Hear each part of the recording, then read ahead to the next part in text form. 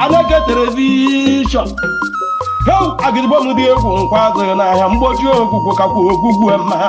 How Mbo Wabian here, Bube, Emel, Mbo, what I want here, Bube, Emel. Aneke television on the Melo, Yamela Madia, in our uncle, in America, Putanwa, in our Kozu, in our Uncle, the one Aneke television, the Arcades will your man, the one Aneke television, you do man, help the Melo, Yamela Madia, who me would your woe, Nanka, Bunkai. You might have a girl, if you want to come over soon. You better have you well, what Aneke television.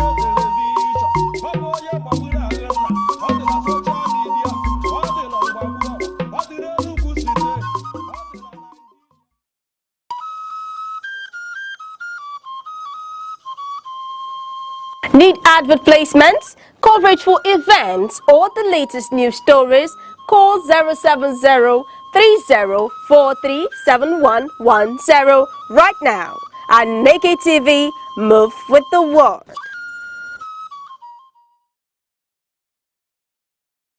President Bola Ahmed Tinubu's tax reform initiative represents the most far-reaching restructuring of Nigeria's fiscal framework in decades. Signed into law on June 26, 2025, the reform is anchored on 4 coordinated legislations designed to simplify taxation, expand the tax base, improve compliance, and align Nigeria's revenue system with global best practices, while deliberately easing the burden on low-income earners and small businesses. At the core of the reform is the Nigeria Tax Act, NTA, which collapses more than a dozen overlapping and sometimes contradictory tax laws into a single unified statute. This consolidation addresses long-standing complaints about complexity, multiple taxation, and regulatory uncertainty, particularly for businesses and investors.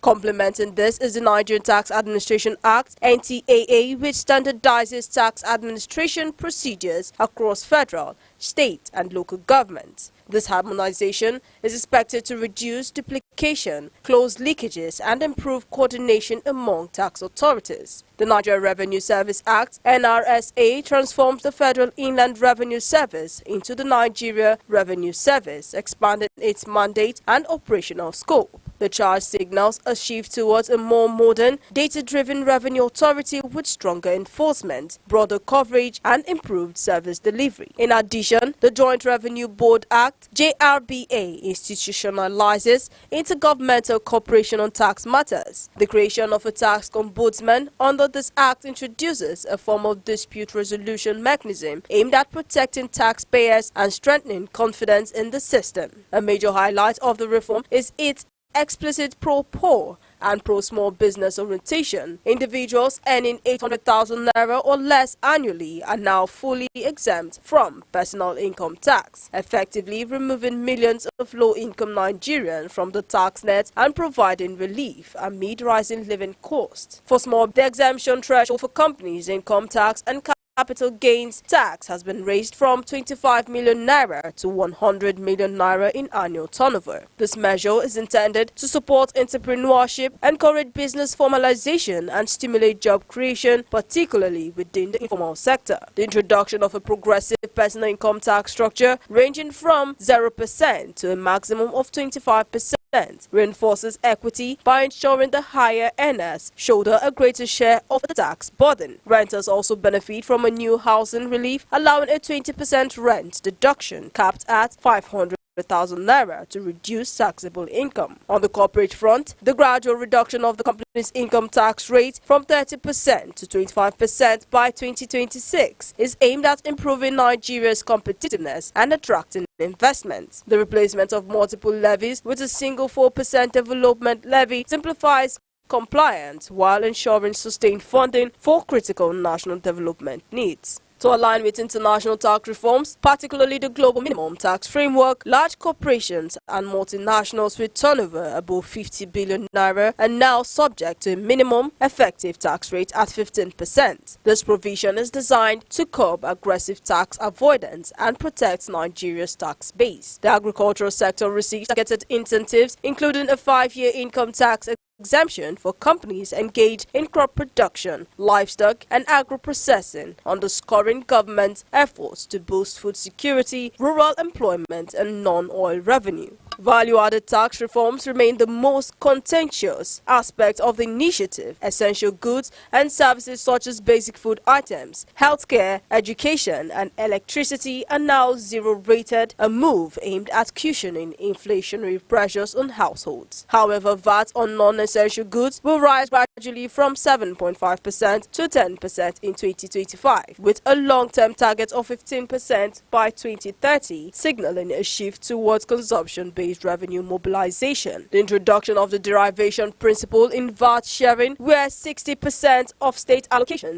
are based on consumption rather than company headquarters, marks a significant policy shift. While it favors states the higher consumption levels, it has sparked resistance from some northern states concerned about potential revenues losses, highlighting ongoing federal-state fiscal tensions. Taken together, the 2025 tax reforms signal a decisive move toward a simpler, fairer and more transparent tax regime. The framework prioritizes equity, economic growth and fiscal sustainability while addressing long-standing inefficiencies in tax administration. Nonetheless, successful implementation will depend on effective enforcement, stakeholder buy-in and continued dialogue, particularly on VAT distribution, to ensure national cohesion and shared prosperity.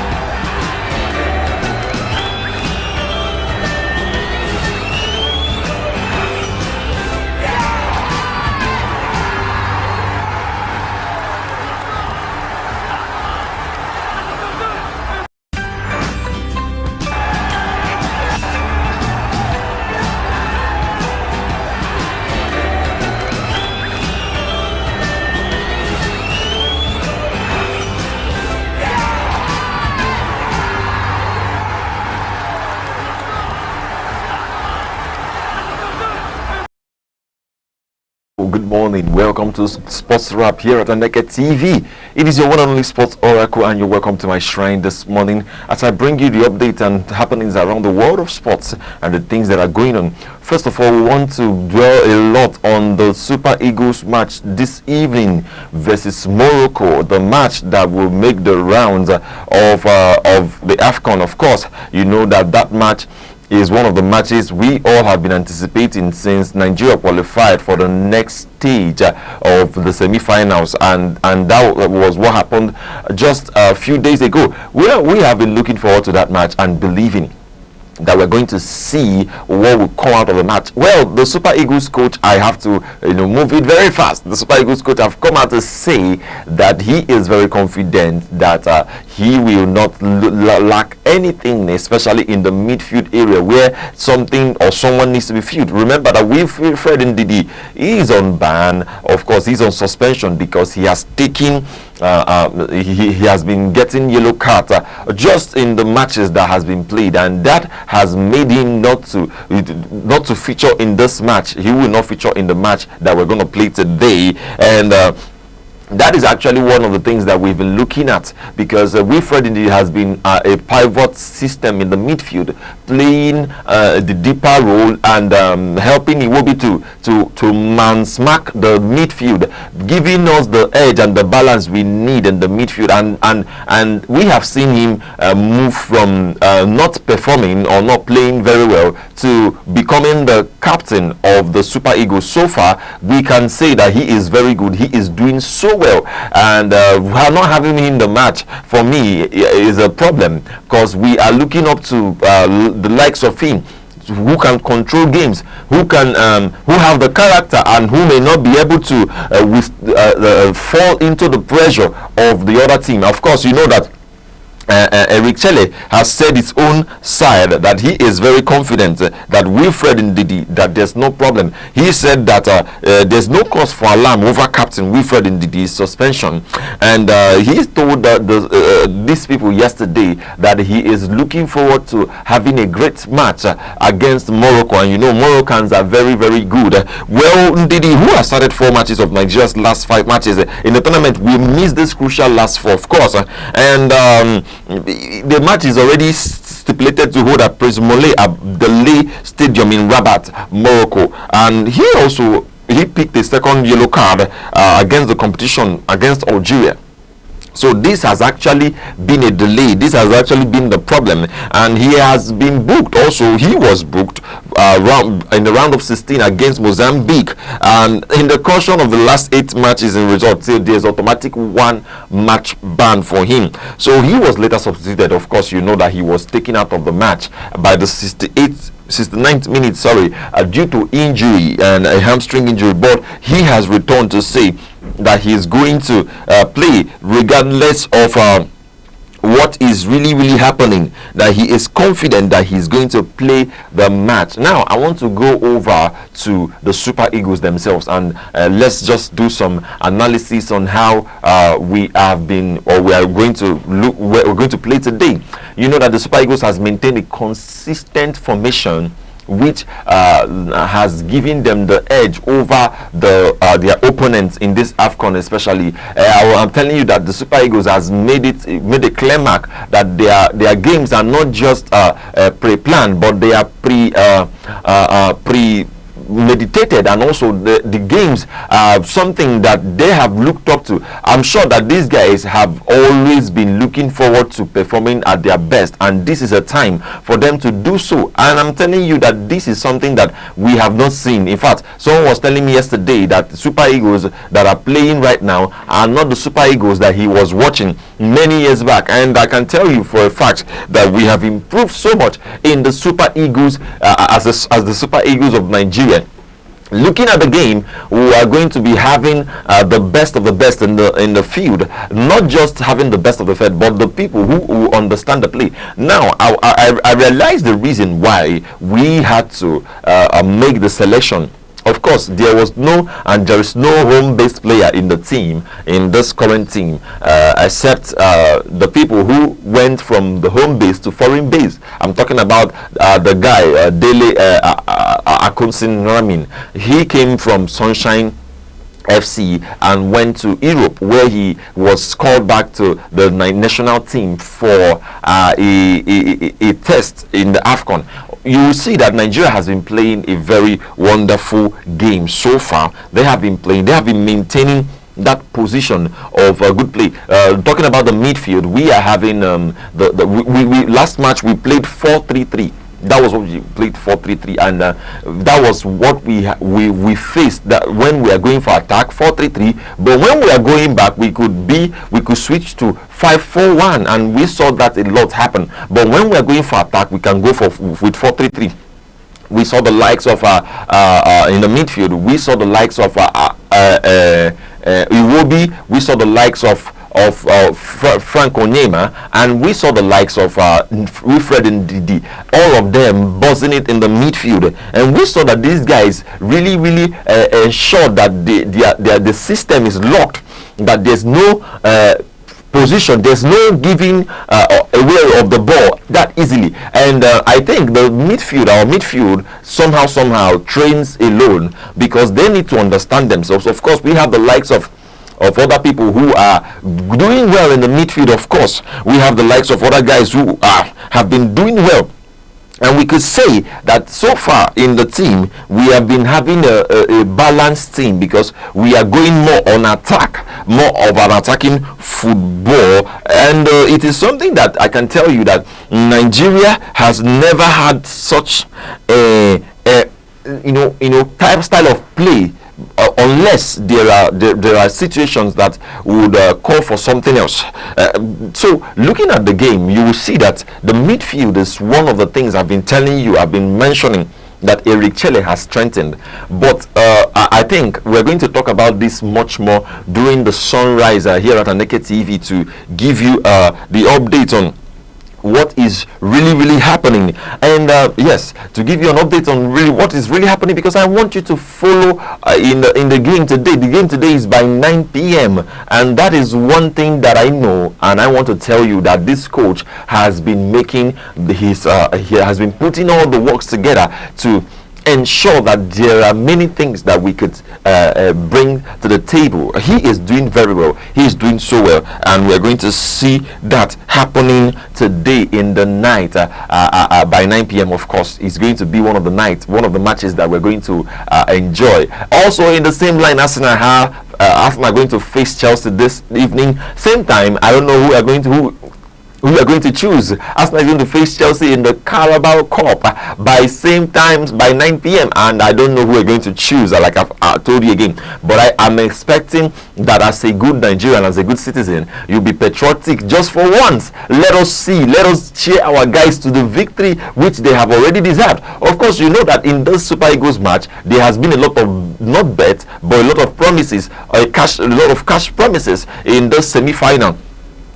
Looking at the team Morocco, you also see that these guys, they are the host and they have the best of the best in their teams. They have the likes of Akraf Hakimi from PSG, and they have the likes of Nasser Mazri who went from Bayern Munich to Manchester United, and they have the likes of the wonderful strikers who have been playing Brahimi. They have Brahim Diaz from Real Madrid. So these guys particularly are good, and I'm telling you, they are fast in attack and they are fast in defense and they are fast in the midfield. So you cannot put it home unless you have unless you can play the game which they have been playing. And I'm telling you that this is something that we have been looking forward to having all the while. We have been looking forward to having this all the while, but I don't know how we're going to have it now. We're going to have it now because it is very important that we watch ourselves to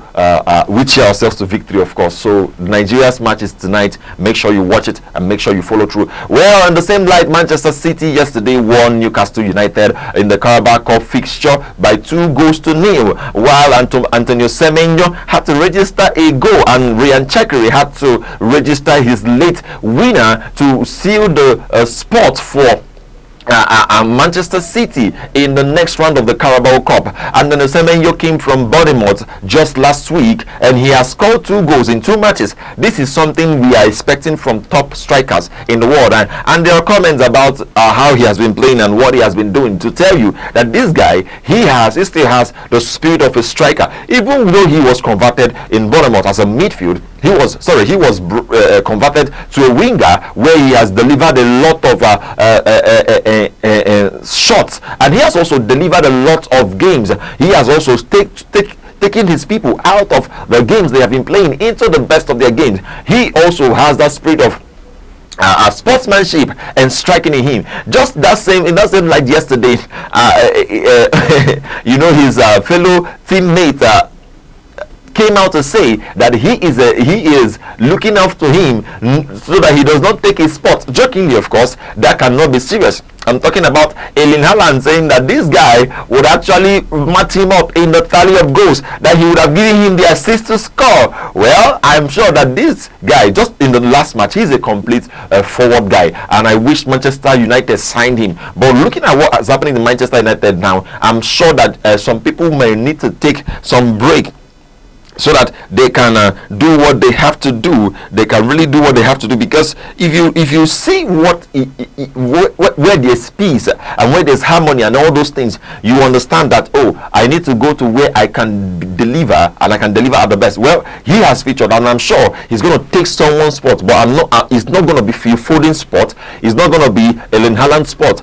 He's going to be someone else, maybe Jeremy Doku, but Jeremy Doku is the one that assisted, that he's the second to third person that assisted the game by which they scored yesterday in the game, and that is something that we have been looking up to, and we believe that this guy will do so well in his new found love of football club, of course. Moving on in the same light, I talked about Manchester United. Manchester United has appointed a new coach, a new interim coach. That's by the name Michael Carrick, who played for the team a few years back. And in 2018, when Mourinho left the team, he was back. He was one of the back room staffs of Mourinho. He was one of the assistants who helped Mourinho to carry on with the players and arrange the players. He did a fantastic job. And even when the other time when the other coach was sacked, he was there to take over when the guy who said that he's giving Manchester United an open heart surgery, that Manchester United needed an open heart surgery. That's by Ralf Rangnick, the Austrian coach. He said that Manchester United needed an open heart surgery, and some of those truths had to taken away from the team. And sorry, looking at Michael Carrick coming back to the team, he has never, when he was just a caretaker as the head coach of Manchester United, then when Ralf Rangnick left, he did not lose any game. He did not lose. He played 4 games. He won 3 and just drew 1. He did not lose any game, and he played top teams. So we are looking forward to him starting the best of the test on Saturday with Manchester City.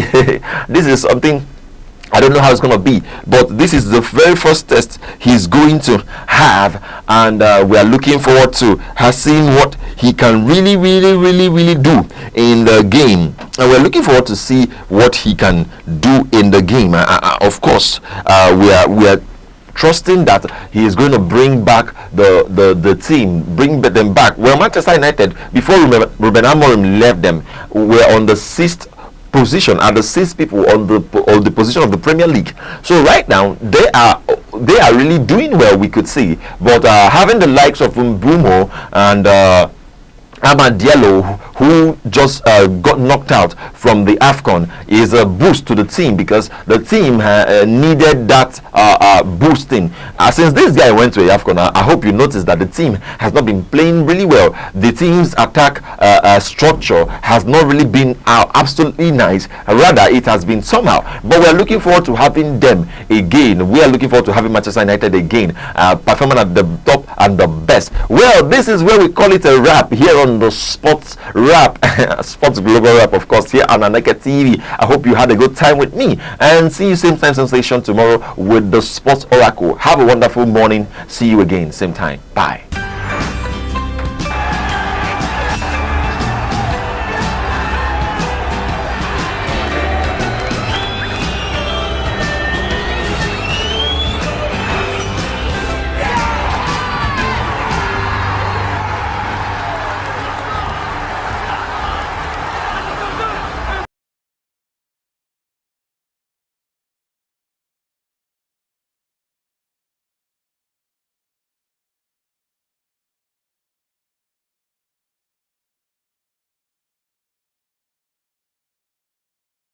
Looking for a window to the world, a place where news, entertainment and culture come alive.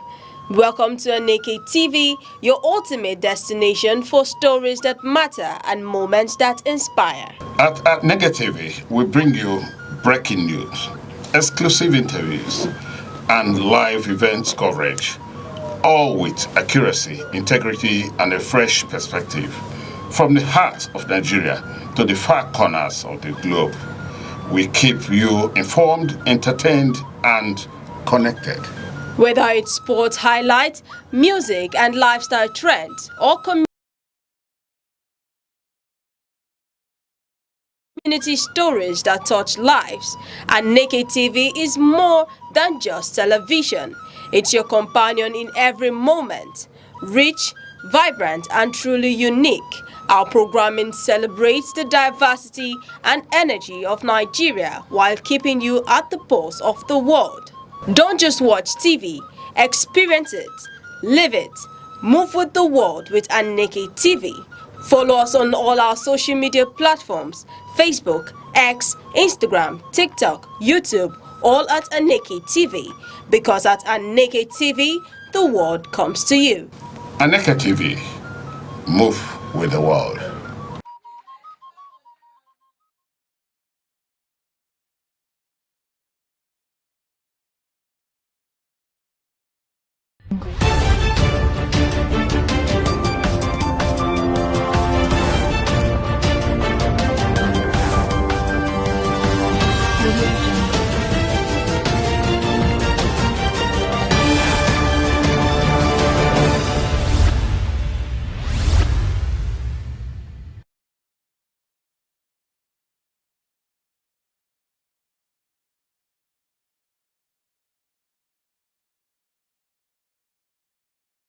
Welcome to news around the globe on Aneke TV, your trusted window to the major developments across Nigeria and the global community. I'm Deborah Wakaba.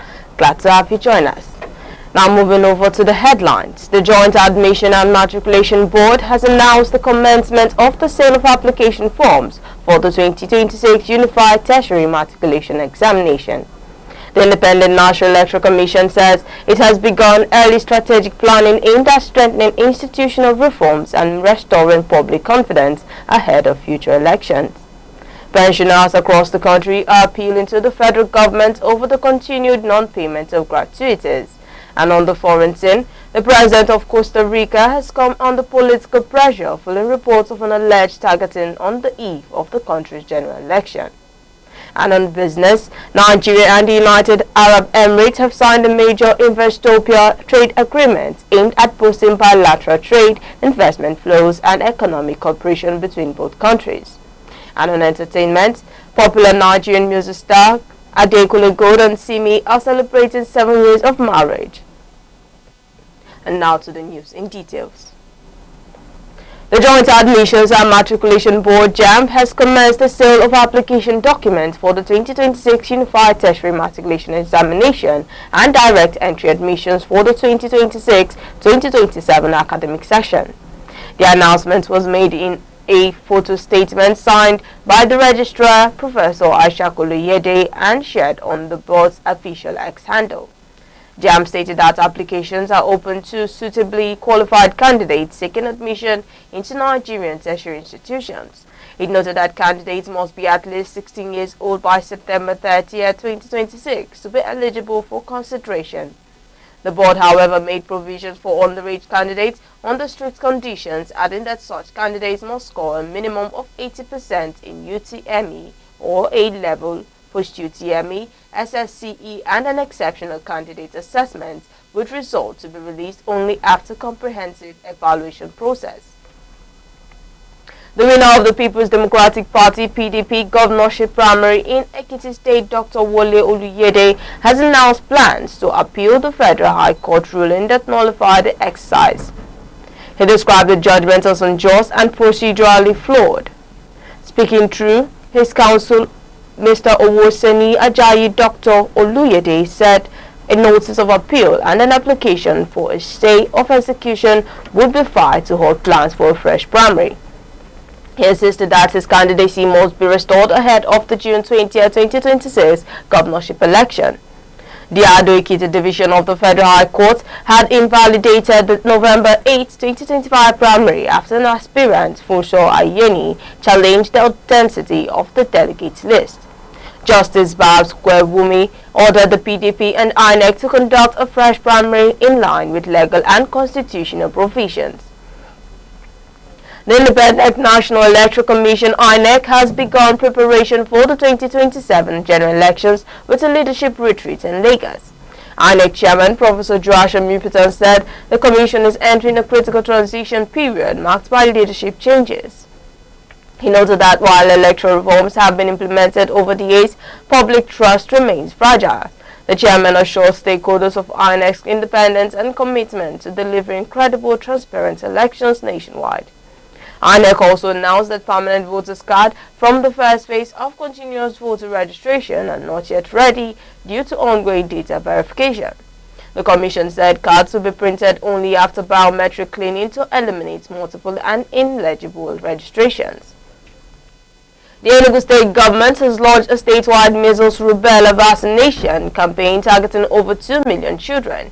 The exercise ran from February 4 to February 14 across all 17 local government areas of the state.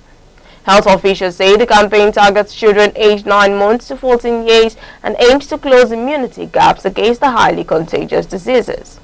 Temporary vaccination posts have been set up in communities to ensure widespread access.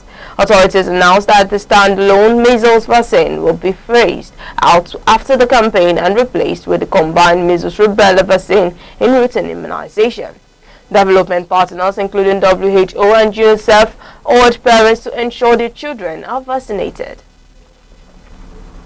Retired civil servants in Niger State have appealed to Governor Mohammed Umaru Bago to resume payment of their outstanding gratuities, which they say have been stalled for nearly 2 years. The retirees are owed about 25 billion naira. Operating under the Joint Action Committee of 5 pensioner groups, they said payment stopped in March 2024 after an initial release of 10 billion naira. The retirees expressed concern that many beneficiaries have died while awaiting payment. While commending the state government for enrolling them in the health insurance scheme, the retirees stressed that medical coverage cannot replace financial entitlement. They appealed for the release of the remaining 15 billion naira to ease their hardship. A surprise raid has been conducted on the VIP cell of former Attorney General of the Federation, Abubakar Malami, at the Kuje Correctional Center. The operation was led by Assistant Controller General of Corrections in charge of operations. Although details of the search were not disclosed, the raid comes amid ongoing investigation into alleged financial crime and national security violations involving the minister and his son. The EFCC had earlier secured an interim forfeiture of asset valued at over 213 billion naira. Despite being granted bail in his money laundering case, Malami remains in custody. Security sources say he is delaying bail perfection amid an impending Department of State Services investigation over alleged illegal arms found at his Kebbi residence. The Nigerian Navy has launched Operation Delta Sentinel to boost oil production and secure maritime assets in the Niger State. The operation was flagged off at the NNS Pathfinder jetty in Port Harcourt. Rear Admiral Suleiman Ibrahim said the mission would deploy drones, gunboats and surveillance systems to combat oil theft and pipeline vandalism. He announced that crude oil losses have dropped by over 90% since 2021. The Navy said sources will be measured by sustained increases in national oil output. It added that collaboration with regulatory agencies and host communities will strengthen security under the federal government's production growth initiative. The United States has delivered critical military equipment to Nigeria to support counter-terrorism operations. The development was confirmed by the U.S. Africa Command. The supply is a part of ongoing defense cooperation between both countries. Nigeria's Chief of Air Staff, Air Marshal Sunday Aneke, recently visited the United States to fast-track the acquisition of 12 AH-1Z attack helicopters. The delivery follows recent U.S. airstrikes on terrorist enclaves in Nigeria's northwest. The AH-1Z helicopters are equipped with advanced sensors, night fighter systems, and precision-guided weapons. The Nigerian Police Trust Fund has commenced construction of 6-man rank and fire police quarters at Ozala in Ikano West local government area of Enugu State. Executive Secretary of the fund, Mr. Mohammed Shaidu, said the project addresses the accommodation gap affecting police morale and efficiency. He commended President Bola Tinubu and the Enugu State government for their support. The Inspector General of Police, Dr. Kayode Bitoko, represented by the Enugu State Commissioner of Police, Mr. Beatrice Giwa, said the project aligns with ongoing welfare reforms in the force. Community leaders pledged support for successful delivery. No fewer than 100 police officers from the southeast are undergoing automobile maintenance training in Enugu. The program is organized by the Nigerian Police Trust Fund in partnership with ANAMCO. Executive Secretary of NPTF, Mohammed Shaidu, said the training is aimed at improving maintenance culture and operational efficiency within the police force. He noted that properly trained technicians are critical assets longevity. Some participants commended the initiative but appealed for an extension beyond the 5-day duration. They said additional practical sessions would help them better master modern automobile technologies. The Tertiary Education Trust Fund, TED Fund, has announced a 6.452 billion allocation to 771 tertiary institutions nationwide for the 2026 intervention cycle. The funds will be disbursed directly to beneficiary institutions. According to guidelines approved by President Bola Tinubu, universities will receive 2,525 billion naira each, polytechnics 1,871 billion naira, and colleges of education 2.56 billion naira. Third Fund Executive Secretary Sonny Ekono disclosed this at a stakeholders meeting in Abuja where allocation letters were issued. He said intervention aimed to strengthen infrastructure, research and academic programs. The Nigeria Association of Resident Doctors (NAD) has commended President Bola Tinubu for intervening in the dispute between the union and the federal government. The intervention led to the suspension of the union's nationwide strike. NAD President Dr. Mohammed Suleiman said the agreement remains under review and warned that failure to reinstate to the disengaged doctors could reignite the crisis. The association rejected plans to redeploy the affected doctors. He said such redeployment could set a dangerous precedent for labor relations in the health sector. The union urged the government to fully implement agreed resolutions to ensure industrial harmony.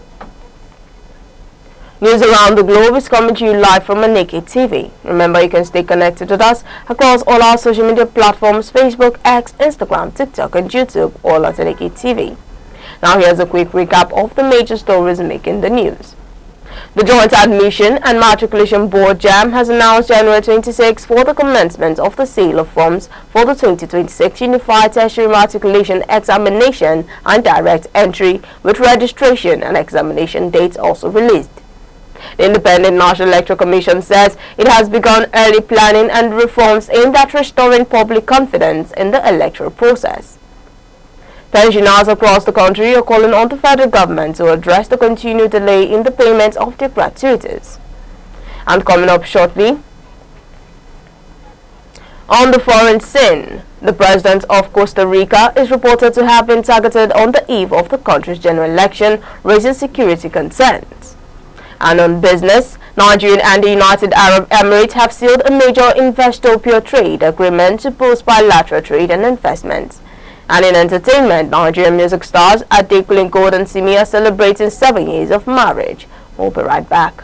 The eagles stand as a majestic symbol of strength, clarity, and vision. Its ability to soar above storms signifies resilience, while its shaped sight represents focus. This is why many nations, including Nigeria, use the eagle as an emblem of nation pride. Eagles do not fear challenges, they embrace them. They fly higher when the winds become strong, rising above obstacles rather than avoiding them. This teaches us that problems are not barriers, but stepping stones for those who dare. To live like an eagle is to stay focused, courageous, and disciplined. It is to see opportunities where others see only difficulties. The sky is not your limit, it is your launch pad. Still on the news, Uganda has imposed a nationwide internet shutdown ahead of Thursday's presidential election, ordering telecom operators to suspend public access. The Uganda Communications Commission said the measure is aimed at preventing misinformation and electoral malpractice as voting approaches. The shutdown comes as President Yoweri Museveni, 81, seeks a 7th term in office against opposition leader Bobi Wine. Authorities also ordered several human rights organizations to halt operations, accusing them of activities deemed prejudicial to national security. The United Nations has expressed concern over reports of repression, including the use of live ammunition and tear gas at opposition rallies. With internet access cut and civil society groups sidelined, international observers warn that credibility of the election could be severely affected. Costa Rican authorities say they have uncovered an alleged plot to assassinate President Rodrigo Chaves ahead of the country's February 1st election. Intelligence Chief George Torres said a confidential source alerted officials to a hired hitman targeting the president. Investigators are probing a female suspect described as active on social media, though the Attorney General's office says there is no confirmed link between the threat and the elections.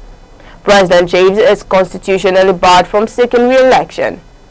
The development comes amid rising political tension and drug-related violence. The government says security has been tightened as the president prepares to host El Salvador's leader, Nayib Bukele, for talks on regional security cooperation. German federal prosecutors have indicted two Ukrainian nationals accused of working for Russia intelligence to carry out incendiary attacks across Europe.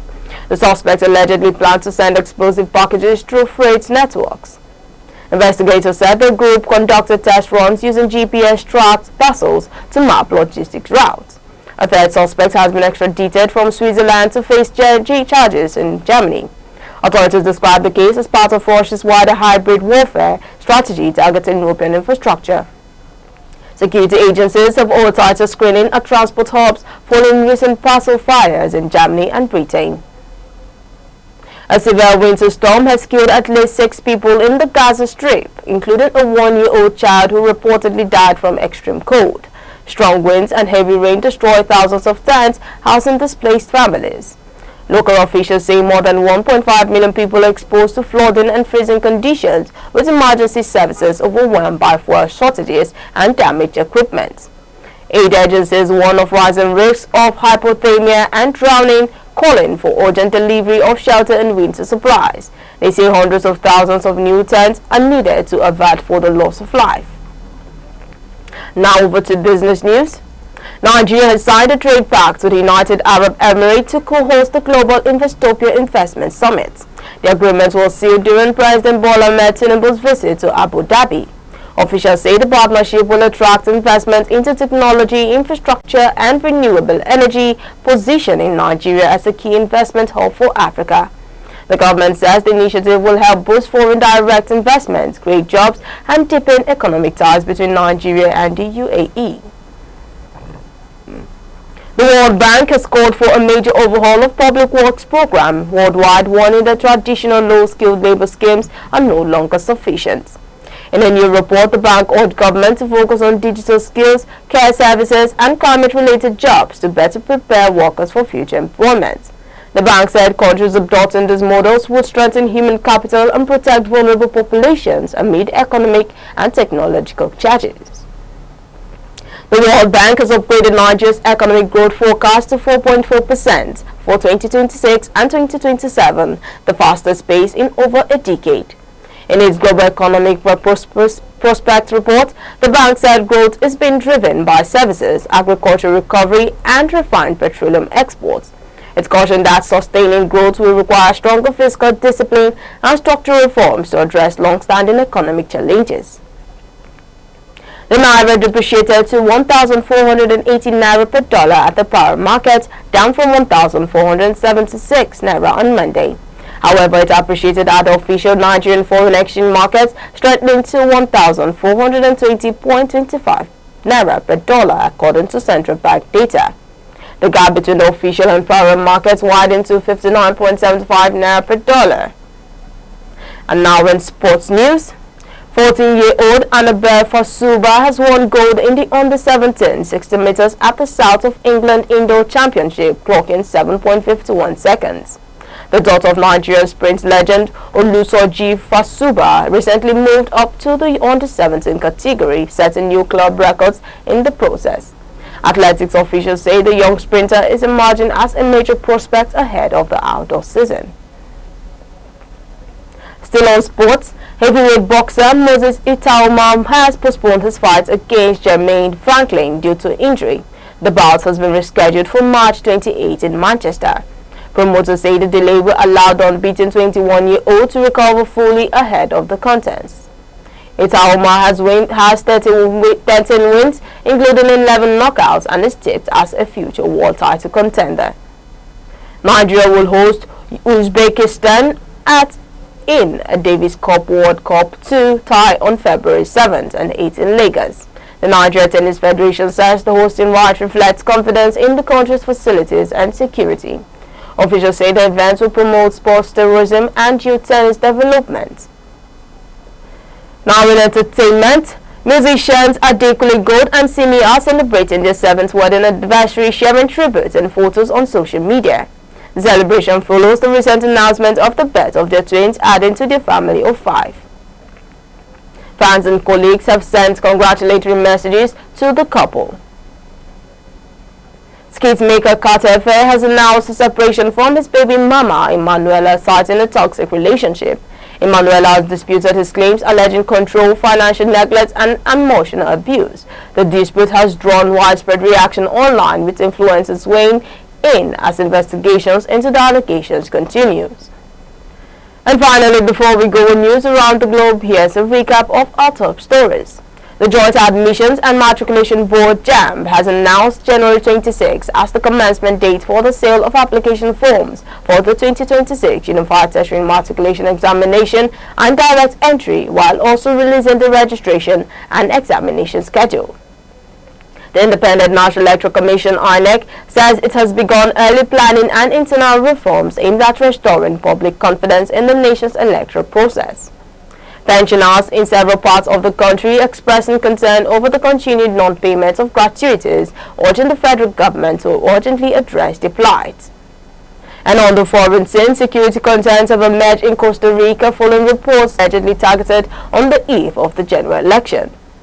And on business, Nigeria and the United Arab Emirates have signed a major Investopia trade agreement designed to strengthen bilateral trade relations and attract increased investment. And in entertainment, Nigerian music star Adekunle Gold and Simi are marking 7 years of marriage, drawing congratulatory messages from fans and colleagues in the entertainment industry. And that's news around the globe on Aneke TV. For more news and live updates, follow us across all social media platforms: Facebook, X, Instagram, TikTok, and YouTube, all at Aneke TV. I am Deborah Wakaba. Thank you for watching.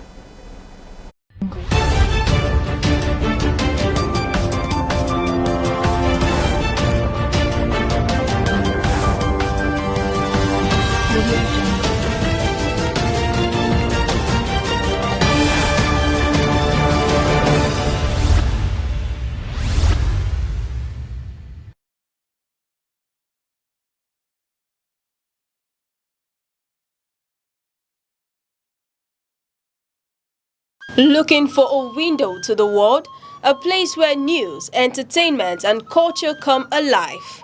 Welcome to Aneke TV, your ultimate destination for stories that matter and moments that inspire. At Aneke TV, we bring you breaking news, exclusive interviews, and live events coverage, all with accuracy, integrity, and a fresh perspective. From the heart of Nigeria to the far corners of the globe, we keep you informed, entertained, and connected. Whether it's sports highlights, music and lifestyle trends, or community stories that touch lives, Aneke TV is more than just television. It's your companion in every moment. Rich, vibrant, and truly unique, our programming celebrates the diversity and energy of Nigeria while keeping you at the pulse of the world. Don't just watch TV, experience it, live it. Move with the world with Aneke TV. Follow us on all our social media platforms: Facebook, X, Instagram, TikTok, YouTube, all at Aneke TV. Because at Aneke TV, the world comes to you. Aneke TV, move with the world. Corruption in Nigeria is not limited to isolated scandals. It is systemic, deeply embedded, and sector-specific, affecting critical areas of governance, particularly oil and gas, power, the judiciary, and local government administration. These sectors highlight how weak oversight, institutional fragility, and accountability gaps continue to constrain national development. Nigeria's oil and gas sector, the backbone of the national economy, remains highly vulnerable to corruption. Despite contributing the largest share of government revenue and foreign exchange earnings, the sector faces challenges of opaque accountability, weak audits, and repeated allegations of under-remittance. Independent investigations into the period between 2011 and 2017 uncovered unresolved revenue discrepancies running into tens of billions of dollars. Crude oil sales, fuel subsidy claims, and joint venture arrangements have been particular areas of concern, while reforms like the commercialization of the Nigerian National Petroleum Company Limited and the Petroleum Industry Act were designed to improve transparency, implementation gaps persist. Recent international asset recoveries, including over $50 million repatriated from the United States, illustrates the scale of past governance failures and the slow pace of accountability. The power sector also reflects the impact of weak governance on economic and social development. Since 1999, Nigeria has reportedly spent over $16 billion on interventions in electricity generation, transmission, and distribution. Yet, supply remains unreliable for a population exceeding 200 million. Audits indicate contract inflation, poor project supervision, and regulatory uncertainty as major challenges. Debt within the gas-to-power value chain has forced government bailouts and emergency payments to suppliers. Recent steps, including settlement of legacy gas debts, aim to stabilize the sector. But experts warn that without transparent procurement, stronger regulation, and disciplined subsidy management, energy insecurity will persist. The judiciary is critical in enforcing anti-corruption laws, but public confidence remains low. Surveys conducted by the National Bureau of Statistics and the United Nations Office on Drugs and Crime show that judicial officers receive some of the highest average bribe payments among public officials. Perception studies consistently rank the judiciary among the most corrupt institutions, particularly in politically sensitive or high-value cases. Prolonged trials, frequent adjournments, and the procedural loopholes contribute to public skepticism. Legal analysts argue that stronger judicial discipline, improved remuneration, and institutional safeguards are essential to restore credibility. At the local government level, corruption directly affects citizens' daily lives.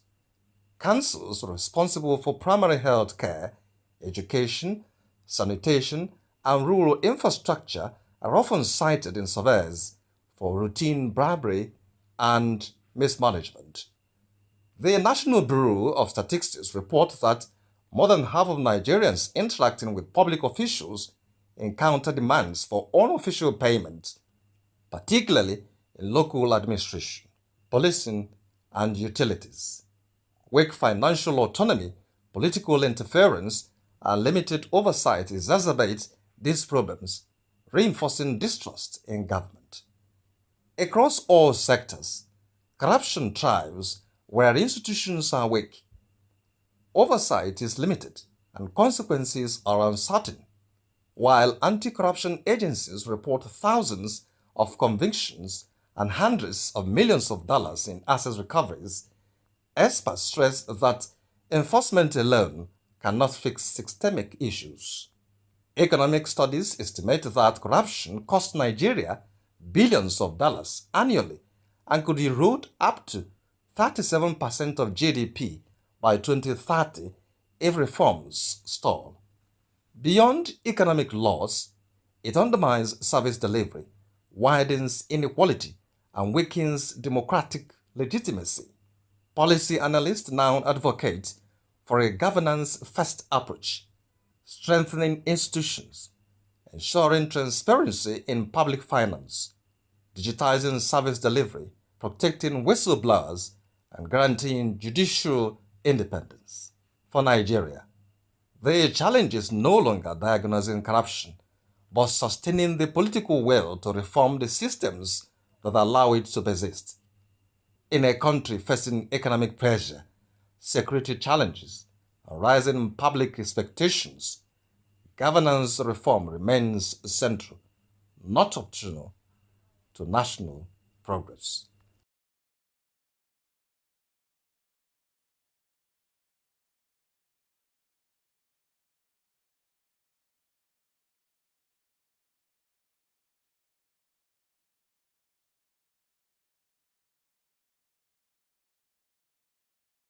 Good day, viewers. As Nigeria steps into 2026, the country faces many challenges, from the economy and security to education and healthcare. We hit the streets to hear from Nigerians themselves on what they believe should be the nation's focus this year. I think the task we really need to understand what the tax is all about, because I don't think most Nigerians really understand what it is presently. We are just, everybody's just hearing tax. Everybody's just, when you see online, you just hear people saying, add description this, add description that. But I think there's a whole lot about the tax that needs to be addressed to Nigerians so that we really know that this is what this tax is all about and how we all should go about it. It's going to affect a lot of people because they don't even know what it is. Yeah, so, but when you get to know what you're doing or how you're to go about it, I think it will help you understand the whole taxation thing. If I should say, that should be two. First of all is insecurity. Then number two is that is for them to create what is it called? What will make people to make ends meet, not to suffer masses. So I believe first, if the insecurity is tackled, I believe every other thing should be settled. There's nothing like freedom. If you don't have, I traveled, I feel free, I feel comfortable over there. But once I come in here, have to be security alerts because you don't know when time they will strike. You understand? So that's one thing I see, that if they can tackle it in Nigeria, everybody have freedom to move, freedom to do whatever thing you like to do without fear or molesting of anybody. What they don't have, to help them and give them, many of them, food, because if it's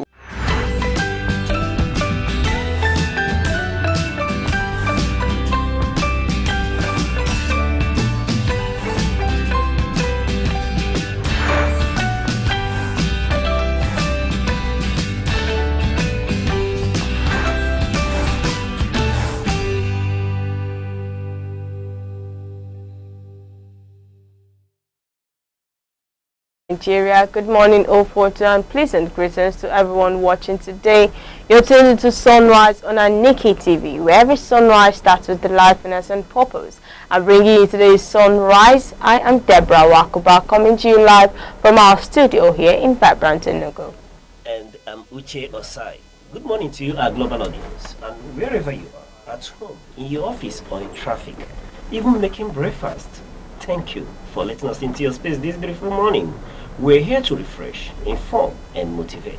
Yes, it's Wednesday, 14 January 2026, and of course we've got that Power Packed morning for you today, where we've got our latest news, what's trending, and our stock updates, and lots more, and of course that special sunrise pack to help us on our day. So relax, enjoy the sunrise, because we are set sail.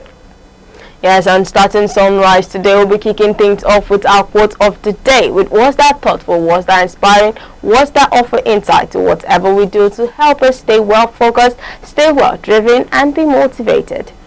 And then it's straight into the day's top headline. All the key news updates that you need to remain informed will be shared, hot and tasty. Yes, and after that, we'll be giving our full weather forecast for today, covering cities across the southeast and beyond, so you'd know what to expect before stepping out, or if you've stepped out already, it is to keep you throughout the rest of the day. And then we'll wrap things up by bringing to you man of many parts, the sports oracle, commissioner of enjoyment, the metal mechanic, and we'll bring you the business update to keep you smiling. Alright, now moving over to our morning show inspiration segment today. Our morning show inspiration segment is a Nigerian proverb, and in this proverb it says, one whose seeds have not sprouted does not give up planting. I'm going to take that quote again. A Nigerian proverb that says, one whose seeds have not sprouted does not give up planting. Now this Nigerian proverb is teaching us about persistence and resilience. It means that failure is not a reason to just give up. And also, it's not a reason for us to stop trying. Just because your efforts haven't produced results yet, or just because it hasn't gotten to that that stage where you wanted to get to, it doesn't mean you should stop trying or you should stop doing what would make you succeed. And also, it says those who keep planting even after disappointment are actually the ones who eventually invest. So even if you find out that you're going through a rough patch, you're going through a rough patch, just take note that with time it will all be finalized, and with time you can find that you're going to succeed at the end of the day, because this quote says, one whose seeds have not sprouted does not give up planting, but instead you're going to work hard and hard to make sure it sprouts at the end of the day. Mr. Uche, I would like to know your thoughts. Alright, for me, I would come from the angle that we're in a new year and perhaps you've taken stock from the previous year and you discover that the last year that your seed, is here to sprout is an evidence and strength for you to keep on, sowing your seed, keep planting going on, that eventually, it is most definitely going to sprout. So like this proverb is telling us that one whose seeds have not sprouted does not give up planting. You keep at it. I want to bring this home, and really it speaks to me and perhaps my diaspora brothers wherever they are found, and to humanity in general, that like you did mention, you don't give up. You keep on fighting. And in the Igbo dialect, and when you are in the street, fasigi kwechiri, that's what he's telling you. Nagi kwechiri. Kwechiri when translated is telling you don't give up. Keep fighting. That is kwechiri. You understand? So this morning the proverb is telling us to kwechiri, and for you to become an odogu, it has to come from a place of resilience where you keep on fighting, where you're ready to go at it. That you went out yesterday and it didn't yield fruit is not time for you to give up. You don't know what today will bring, and in every hour you don't know what it will bring. You don't know what will come on, after. So Ikwechiri, you keep fighting. And like the Igbos will say, that's why I like the enterprising and the fighting spirit of the Igbos, and I use them as an example always when I admonish any person. You keep fighting. They don't give up. They keep going at it. And definitely, one thing that is certain, if you do listen to Aliko Dangote, if you listen to Tony Lumelu, they will tell you that yes, that the work, is mostly 99% hard work, and the rest you get success from it. When you kwechirila and when you continue to fight, that success must come. It doesn't matter that yesterday failed. Dangote made us realize that failure is a stepping ground for you to attain success. So this morning on Sunrise, we are telling you in the Igbo Palace, kwechiri, don't give up. Keep sowing that seed. Definitely, it will sprout. You will become successful. So you don't give up in the morning hours when you don't know what the sunrise will bring. Kwechiri wherever you are. And it takes me to that Nigerian movie, where you see what's his name? The son of Pete Edochie, Yul, right? You see him in that movie, where he was telling his acolytes, now kwechiri, for you to become Odoguda, you have to, you have to seek, you have to, be strong, and that's part of it. How do you want to be successful if you can't be strong? You can't be courageous. So on Sunrise this morning, we are telling you, kwechiri. Yes. If you can go with me with that word. Yes, kwechiri. Yes, that's what it is. Let it be our motive for today, to kwechiri. All right. And just like farming, we all know what farming is all about, where you get to plant your seed, you get to water it, and just like that, success also takes time, it takes patience, and it takes repeated effort. So in essence, what this quote is telling us is that we should not just quit because you haven't seen results yet, but instead we should persist, we should be resilient, and also move ahead, forge ahead in order to end that success. And also while you're doing so, please remember that each new sunrise is a platform for us to grow. It's an opportunity where we learn something new or simply be more present in whatever we do. So let us know what this quote means to you. You can drop your thoughts on our social media platforms, Facebook, X, Instagram, TikTok, or at Aneke TV, or call our phone number 070-3043-7110. And up next is our weather report for today. Yes, we'll take a look at the weather report across major cities in the southeast today.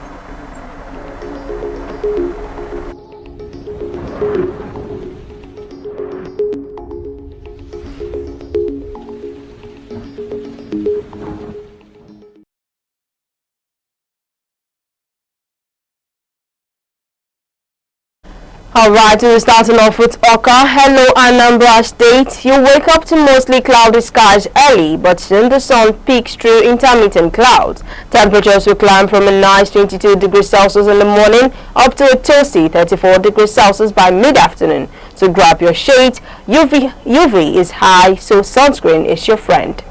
Alright, good morning, the coast city. Moving over to Enugu. Enugu is turning up the heat today. Expect partly sunny intervals with high flirting around 35 to 37 degrees Celsius in the heat of the day. It is warm but vibrant weather for a morning walk. Just stay hydrated. And in Abakaliki, from 25 degrees Celsius early to about 36 degrees Celsius in the afternoon. Abakaliki is 7, plenty of sunshine with patchy clouds. A great day for outdoor plans, but keep that water bottle close. Good morning, Imo State. And moving over to Owerri, the day starts mild, then turns beautiful, mostly sunny mid-morning through evening. Expect temperatures rising towards 35 to 36 degrees Celsius by mid-afternoon. It's warm out there, perfect for a stroll, and if it be the midday sun, then please stay hydrated. And in Umahia shines with mostly sunny skies from morning into the afternoon, warming up from 23 degrees Celsius early to around 36 degrees Celsius later. Great day to enjoy fresh air before the heat peaks. So, wherever you are in the southeast today, stay safe, stay cool, stay hydrated. But do remember that either rain or shine, we've got you covered. And this is the weather report here on Sunrise on Aneke TV. We'll go on a short break and we'll return with more news updates.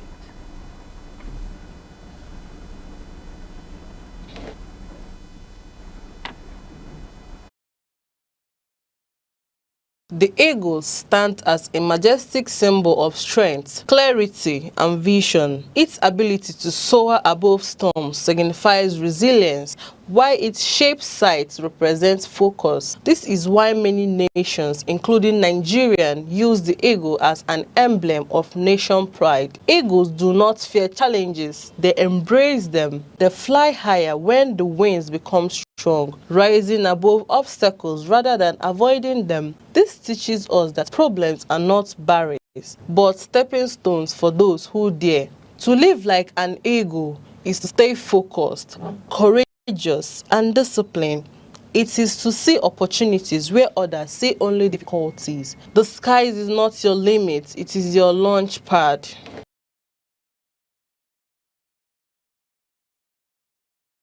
Looking for a window to the world? A place where news, entertainment, and culture come alive. Welcome to Aneke TV, your ultimate destination for stories that matter and moments that inspire. At Aneke TV, we bring you breaking news, exclusive interviews, and live events coverage, all with accuracy, integrity, and a fresh perspective. From the heart of Nigeria to the far corners of the globe, we keep you informed, entertained, and connected. Whether it's sports highlights, music and lifestyle trends, or community stories that touch lives, Aneke TV is more than just television. It's your companion in every moment. Rich, vibrant, and truly unique, our programming celebrates the diversity and energy of Nigeria while keeping you at the pulse of the world. Don't just watch TV, experience it, live it. Move with the world with Aneke TV.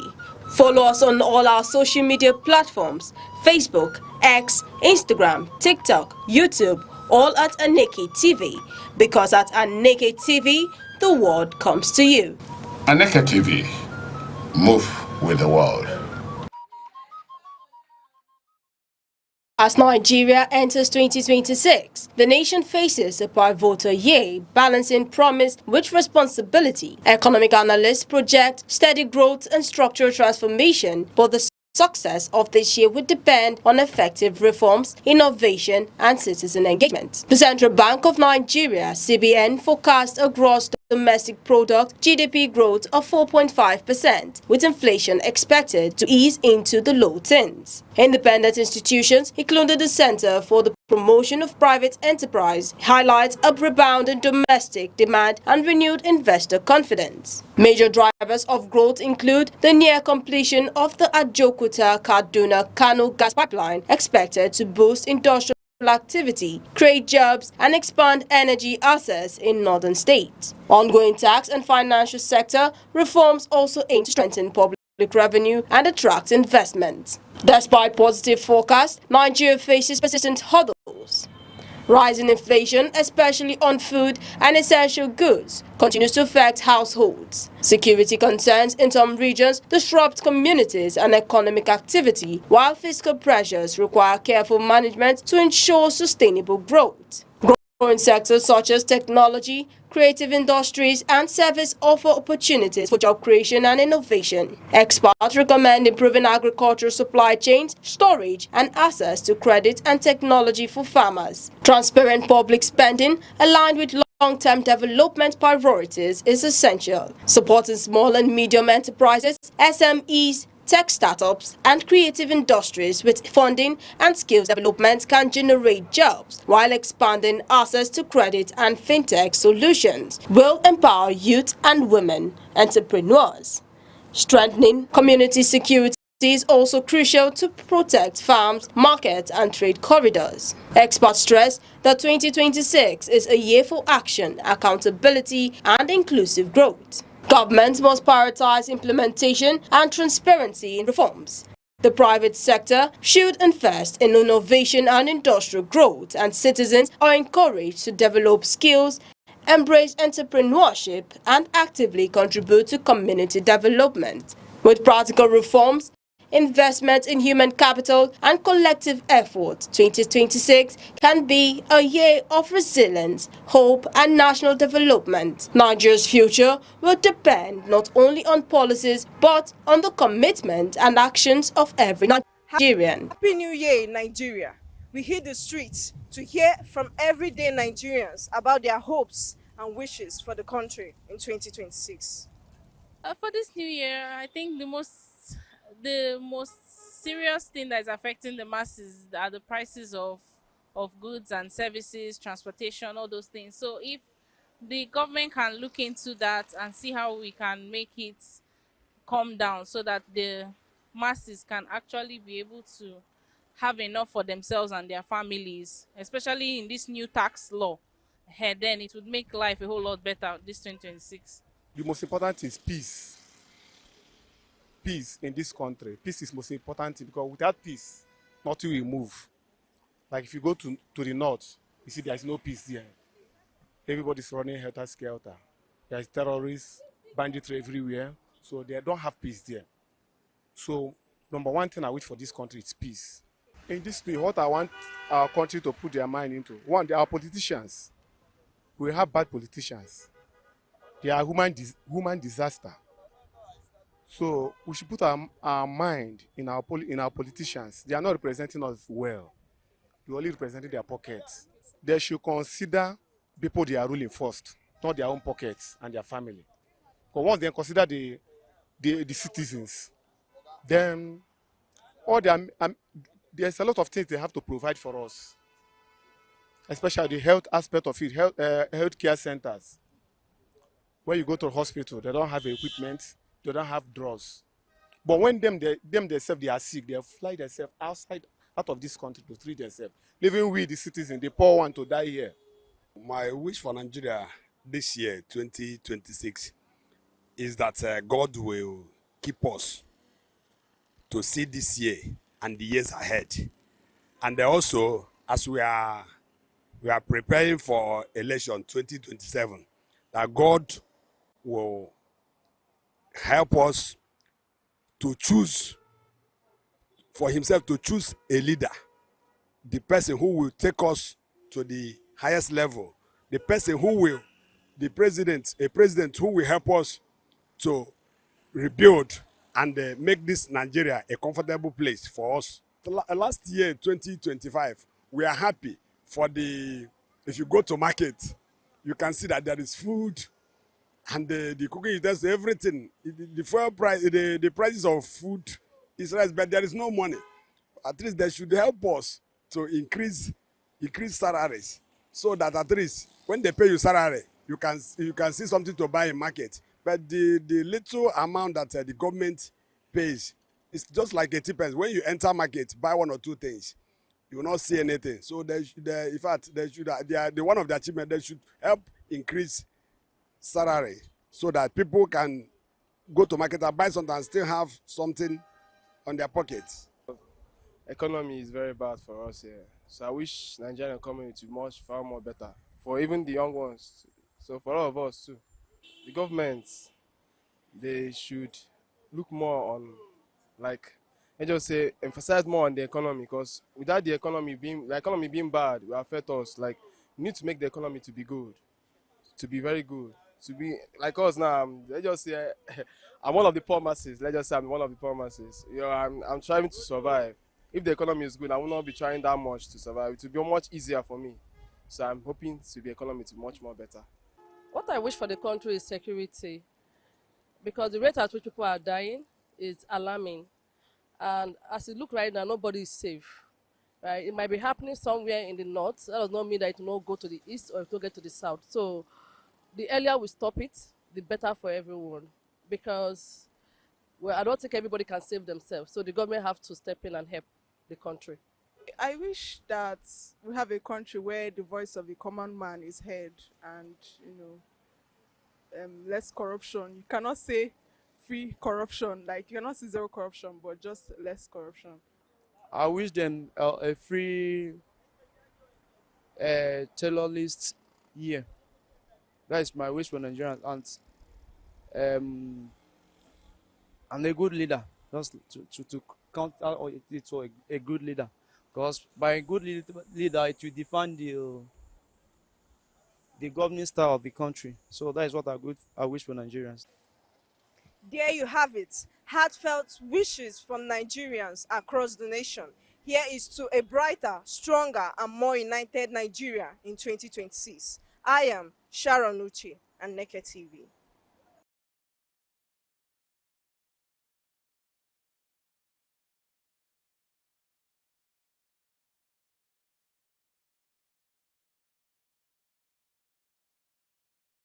You're still watching Sunrise on Aneke TV. Now we'll be taking a look at our newspaper for today, coming from Nation, Punch, Vanguard, and the Guardian newspaper. And joining us this morning is our in-house analyst, Mr. Res Arum. Mr. Res. Thank you for having me on the program this morning. Yes, as always, we're excited when we see you. Yesterday you weren't here, and I hoped you were around for us to, deliberate on the Nigerian issues. But it's good to see you this morning anyways. Thank you once more. And Mr. Goodhope, the man of many parts.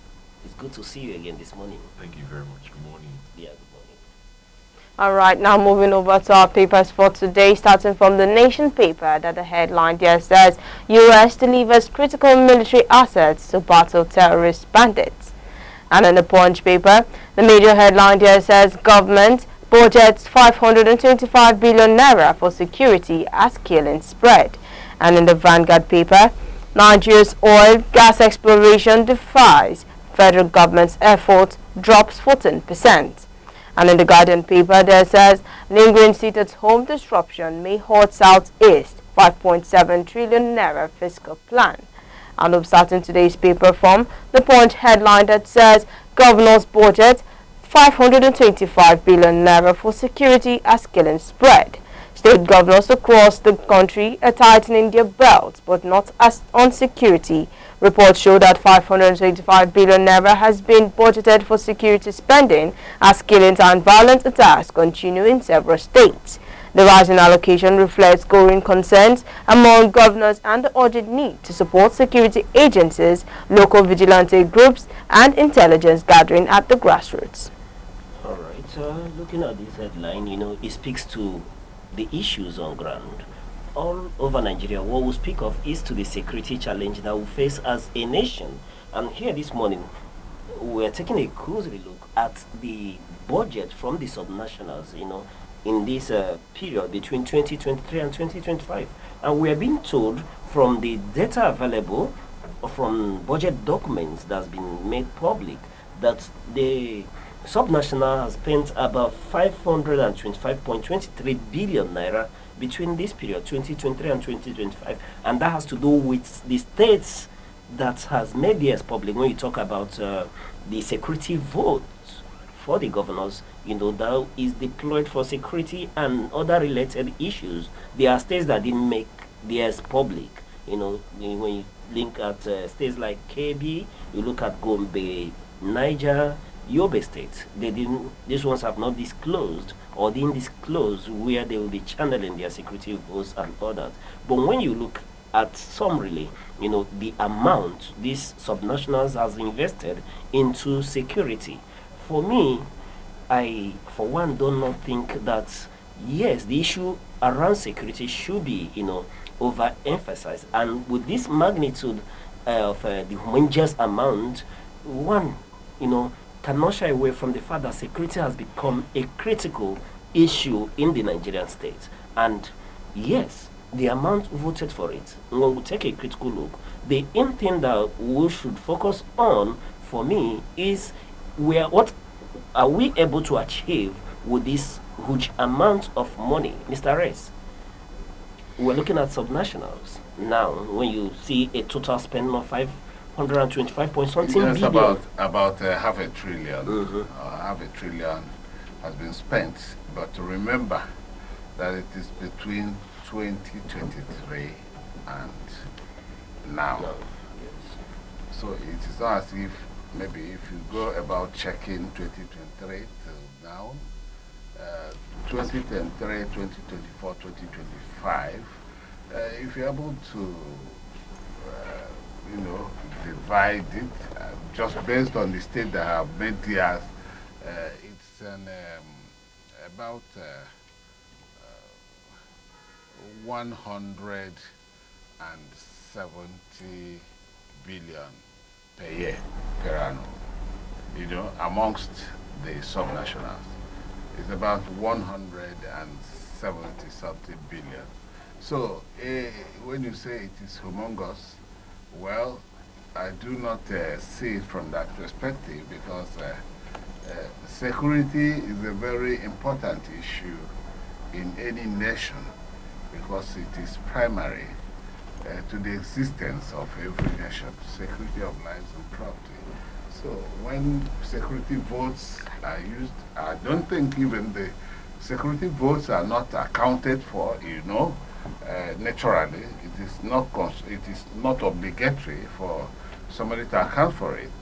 But these governors are saying they have dipped hand into their security votes. And it may not be exactly what they take as security votes, monthly or annually. They may be taking much more than that. We could get states taking up to 100 billion in a year, a governor, a year. So if you talk about that kind of sum, you now think that I wish something more than that could come. And not just coming, not just being budgeted for, but being judiciously put into security of life and property. Because the concerns are that this money have been budgeted, yet the Nigerian people have not seen the equal effect of budgeting huge sums in security in terms of how the menace of bandits and terrorists in the country